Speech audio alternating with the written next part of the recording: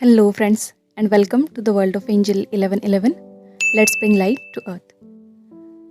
Friends, video start करने से पहले एक इम्पॉर्टेंट अनाउंसमेंट है कि हमारा जो अभी रिसेंट फॉरगिवनेस का सेशन हुआ था, राइट, तो उसका एक सेट होने वाला है 3 दिन का, जो कि है 19th, 20th और 21st को, यानी इसी मंथ में, दिसंबर में। और ये जो फॉरगिवनेस सेशन है ये होपोनोपोनो बेस्ड रहेगा, राइट। रिसेंटली हमने जो सेशन लिया था फॉरगिवनेस का, तो उसमें 90% यानी कि मोस्ट ऑफ दी जो लोग हैं उनको ये रियलाइज़ हुआ कि ख़ुद के लिए फॉरगिवनेस कितना ज़रूरी है, कि उन्होंने ख़ुद को माफ़ किया ही नहीं है। हमारे बचपन से लेके अभी तक ऐसी कुछ चीज़ें हमारी लाइफ में होती हैं, राइट, या फिर हमसे कुछ मिस्टेक्स होती है, तो उनको लेके जो वुंड्स हैं या फिर ट्रॉमास हैं, उनकी एनर्जीज़ अभी भी हमारे सबकॉन्शियस में, हमारे बॉडी में, राइट, पड़ी रहती है, और उस वजह से हमारी जर्नी में ये ब्लॉकेजेस क्रिएट करती है। तो यस, ये जो सेशन है ये थेरेपी बेस्ड सेशन है, और ये बेसिकली 4 स्टेजेस में चलता है। सबसे पहले तो forgiveness towards yourself, right, then forgiveness towards your inner child, right, after that forgiveness towards your twin flame, and then forgiveness towards other people. तो जैसे कि आप सब लोगों को पता होगा कि फॉरगिवनेस जो है वो कर्मा क्लिनजिंग में और कर्मा बैलेंस करने में बहुत ही इम्पॉर्टेंट रोल प्ले करता है, राइट। तो यस, ये जो 3 दिन का सेशन रहेगा वो डेफिनेटली आपको डीपर लेवल में, आपके सबकॉन्शियस लेवल से ब्लॉकेजेस निकालने के लिए हेल्प करेगा। और इसका जो एनर्जी एक्सचेंज है वो 999 है, ठीक है। तो जिनको भी इसको एनरोल करना है तो वो इस नंबर पे व्हाट्सएप कर सकते हैं, ठीक है। तो चलिए अब करते हैं वीडियो को स्टार्ट। इसमें हम कुछ रियल लाइफ एग्जांपल्स लेने वाले हैं मर्जिंग के। इसमें मैं 2-3 एग्जांपल्स दूंगी जो कि मेरे और हमारी एक डिवाइन फेमिनाइन है, एक सोल सिस्टर है, तो उनके भी एग्जांपल मैं इसमें दूंगी। तो अब तक मर्जिंग में जैसे कि आपको आइडिया आ ही चुका होगा कि कुछ आपके काउंटर पार्ट के जो पर्सनालिटी ट्रेट्स होते हैं या फिर उनके जो हैबिट्स होते हैं वो आप में अपने आप ही आ जाते हैं, राइट। सिंपल वे में अगर एक एग्जांपल दिया जाए तो उनकी बात करने का तरीका या फिर उनके वर्ड्स वो अपने आप ही आपके मुंह से निकलते हैं, या फिर आपका बिहेवियर पैटर्न उस तरह का हो जाता है, या फिर उनकी कोई पर्टिकुलर पसंदीदा चीज़, राइट, वो आप अपने आप करने लगते हैं, और बाद में आपको रिकग्नाइज होता है कि अरे ये चीज़ तो उनके पसंद की है, राइट। तो इस तरह के छोटे छोटे मर्जिंग के साइंस हम डेली लाइफ में एक्सपीरियंस करते हैं। तो रिसेंटली 2 मंथ पहले की बात है, हमारी एक डिवाइन फेमिनाइन है और उनके जो ट्विन हैं वो बहुत बड़े सेलिब्रिटी हैं, और हालांकि वो बिल्कुल भी गॉड बिलीवर वगैरह पहले नहीं थे। तो ये जो हमारी फेमिनाइन है उनको एक दिन सपना आया कि काशी जाना है, और वहाँ जाके बहुत सारे कर्मास हील होंगे, और वहाँ जाने के बाद आपकी यूनियन में आपको बहुत हेल्प मिलेगी। तो नेक्स्ट डे क्या हुआ, उन्होंने मुझे सारा सपना सुनाया कि दी ऐसा ऐसा सपना मुझे आया है करके। तो मैंने कहा ये तो गाइडेंस है आपके लिए, आपको तो जाना चाहिए वहाँ पे। और बात ये हुई कि उसके 20 या 25 दिन बाद ही उनकी जो काउंटर पार्ट है वो काशी होके आए, और हमारी वो सोल सिस्टर जो है वो एकदम शॉक रह गई, दंग रह गई, क्योंकि he is not at all a God believer person.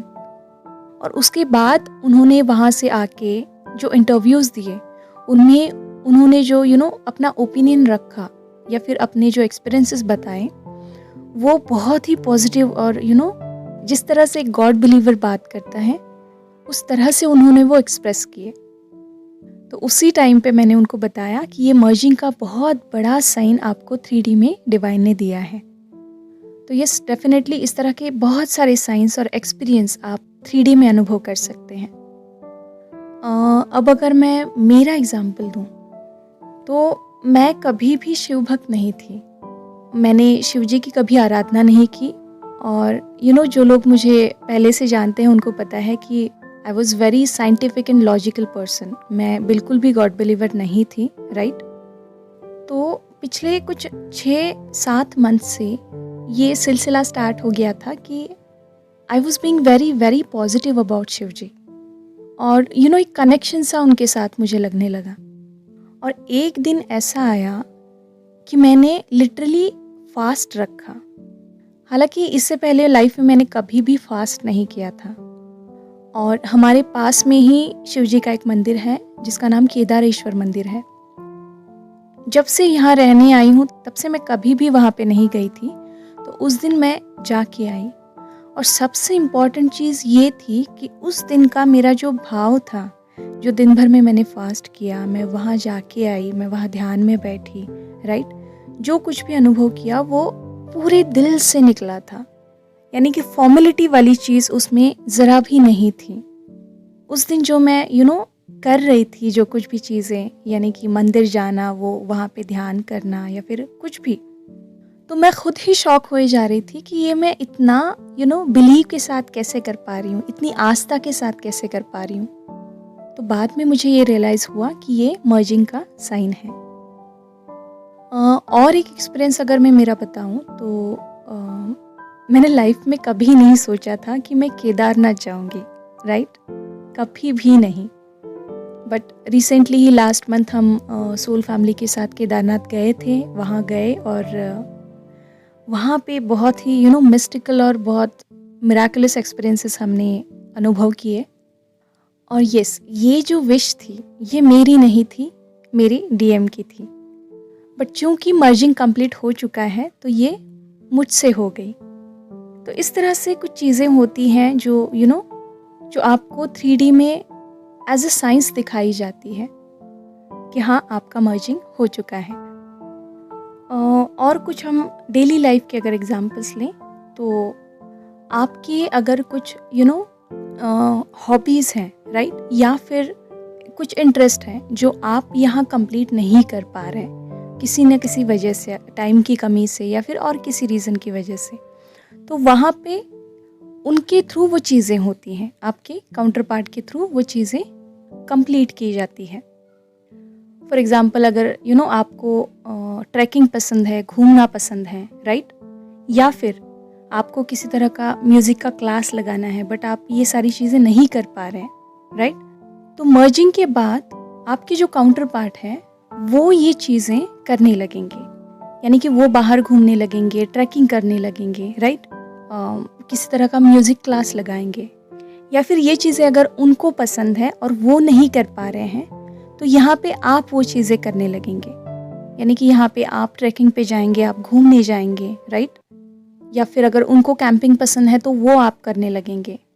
तो इस तरह से एक दूसरे के हॉबीज़ या फिर इंटरेस्ट जो है वो हमसे अपने आप ही जैसे होने लगते हैं।